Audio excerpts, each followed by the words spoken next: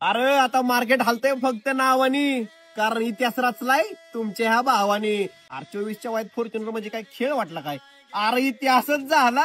हो ना भावा, इतिहासच झाला. भाऊनं 24व्या वयामध्ये फॉर्च्युनर घेतली म्हणजे काय तुम्हाला साधी सुधी गोष्ट वाटली काय? भाऊने इतिहास रचला. इतिहास जुगाराच्या पैशावर रचलाय भाऊ, ते पण सांग की. हे बघ प्रतीक भाऊ, मी काय तुला ट्रोल बिल करायला झालोय, फक्त रोस्ट व्हिडिओ बनवाले तुझ्यावरती मजाक मध्ये. नाहीतर माझी तासून मारण्यासाठी घरी येशील ना भाऊ, गांड फाटायली ना भाऊ माझी. मी जसा उठलोय का नाही, ज्यांनी ट्रोल केलं तर त्यांची तासून मारून आलोय मी. अरे प्रतीक भाऊ, किती तुझा हा ढोंगीपणा. अरे सोशल मीडियावर तू व्हिडिओ टाकलेत म्हणल्यानंतर लोक काय ना काय बोलणारच आहेत की. हा, काय ना काय त्याच्यावरती ओपिनियन त्यांचं देणारच आहेत. तू एवढी गाण नसते जाळून घ्यायची, अशा धमक्या बिमक्या बायला चाळ्या काय करायची गरज आहे रे? शोभत का रे तुला? तर प्रणिपात माझ्या आत्मनिर्भर मित्रांनो, जे महाराष्ट्र, परत एकदा व्हिडिओ बघण्यासाठी आल्याबद्दल धन्यवाद. फक्त व्हिडिओ शेवटपर्यंत बघा. अरे जेव्हा मी दान धर्म करतो, गोरगरिबांना सांभाळतो, अनाथ आश्रमात जाऊन दान करतो, वृद्धाश्रमात जाऊन दान करतो, मुक्या जनावरांची सेवा करतो. अरे भाई, तू दान धर्म करतो ही चांगली गोष्ट आहे की, आम्हाला आवडत ते. पण मी दान धर्म करतोय असं सांगून लोकांकडून सिंपती कशा पाय घेतो तू? म्हणजे लोकांनी म्हटलं पाहिजे नाही प्रतीक भाऊ दान धर्म करतो, तो कसं काय माजोरडा असू शकतो? अरे वास्तवात तो माजोरडा नाही, महामाजोरडा आहे. म्हणजे प्रत्येक भावाला वाटतं की मी दान धर्म करतो असं सांगितल्यानंतर माझ्या माजोरड्यापणावर पडदा पडल. तसं नसतं होत प्रतीक भाऊ, त्याला खरंच नीटच झक मारावं लागते. म्हणजे प्रत्येक भावाला वाटतंय मी माज लागत करणार का, तर मी दान धर्म करतोय. मी गाड्या ठोकणार का, तर मी दान धर्म करतोय. मी लोकांना धमक्या देणार मारण्याच्या का, तर मी दान धर्म करतोय. अरे बाहुली गा. प्रत्येक भाऊने लोकांना जुगार खेळायला लावून पैसे कमवले, त्याच पैशाच्या जोरावर गाडी घेतली आणि तीच गाडी हायवेवरती नेऊन ठोकली. आणि भाऊ पुन्हा इंस्टाग्रामच्या पोस्टमध्ये काय टाकतोय, नजर इजरी. अरे याला माझल्या का तू वागत होता, गाडी तू चालवत होता, गाडी तू ठोकलीस. मग मला सांग, नजर लोकांची कसं काय लागली? हा, तू नीट झक मारली असती तर गाडी ठोकलीच नसती. म्हणजे माझला का तू वागणार तू, आणि काय चुकीचं घडलं की लोकांची नजर लागली. अरे काय भाऊ, बंद कर असली नॉनसेन्सगिरी. नॉनसेन्स, मंदबुद्धी. आणि मला आणखीन एक गोष्ट समजण्यात आली की भाऊला आणि भाऊच्या गाडीला नजर लागलीच कशी नाही. माझी आई मला नजर लागू नये म्हणून काळा टिका लावायची. समजलं का तुम्हाला? अरे जाऊ माझी गाडी धडकली होती का, मग पण 3 दिवसात मला 6,500 फोन आलते. बरं आलते काय तुला 6,000-6,500 कॉल? बोल पुढे बोल, सांगायचं काय नेमकं तुला? जळणाऱ्यांना सांगायचं म्हणतं एवढंच आहे, हे जवळचे अशी एका लाईनीत उभं राहून मुतले ना तरी तुम्ही वाहून जाचाल. तुम्ही माझं कुठं नाम करता भाऊ? तुझ्या पद्धतीनं लॉजिक लावालास ना, त्याच लॉजिकनुसार 6,500 लोक एका सरीनं मुतल्यानंतर त्यांच्या मुतामध्ये जळणारे लोक वाहून जातील का नाही माहिती नाही, पण काळा मुंगळा मात्र जाईल बघ. वृद्धाश्रमात जाऊन दान करतो, मुक्या जनावरांची सेवा करतो, तेव्हा कशात बोट घालून बसलेला असता तुम्ही? हे बघ प्रतीक भाऊ, तेव्हा आम्ही कुठे बोट घातली होती माहित नाही बघ, पण आता सगळे बोट रिकामी आहेत.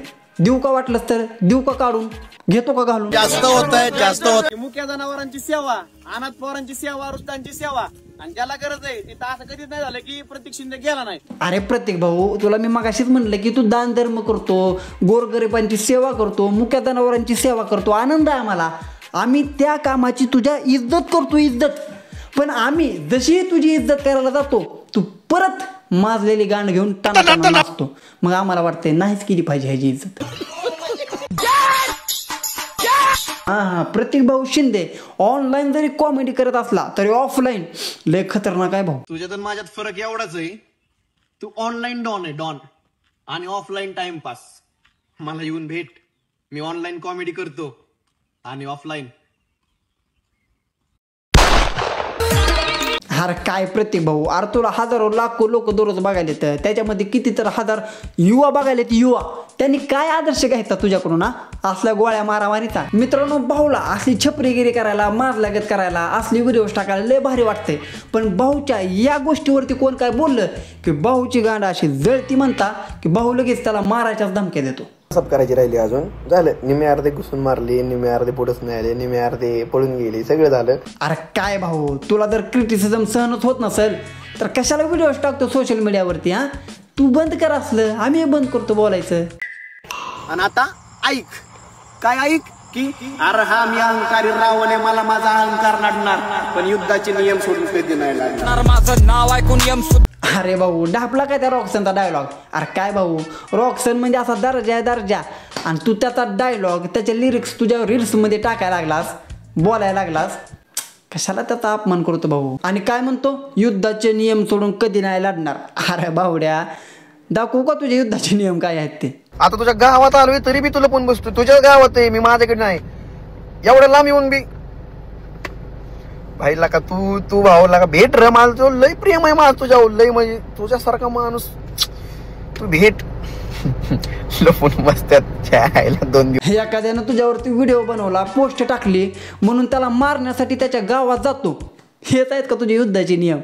अरे काय भाऊ, त्याला मारण्यासाठी त्याच्या गावात गेलास, वाटलं नव्हतं एवढा मोक्का राशील म्हणून, आणि युद्धाचे नियम सोडून कधी नाही लढणार म्हण. काय भाऊ, आणि असं माजल्या का तू वागू नको भाऊ. पोलिसांच्या हातात जर हा व्हिडिओ गेला तर तुला बाई बाई बाई बाई बाई बाई बाई बाईचा बाई कधी करतील समजायचं बी नाही.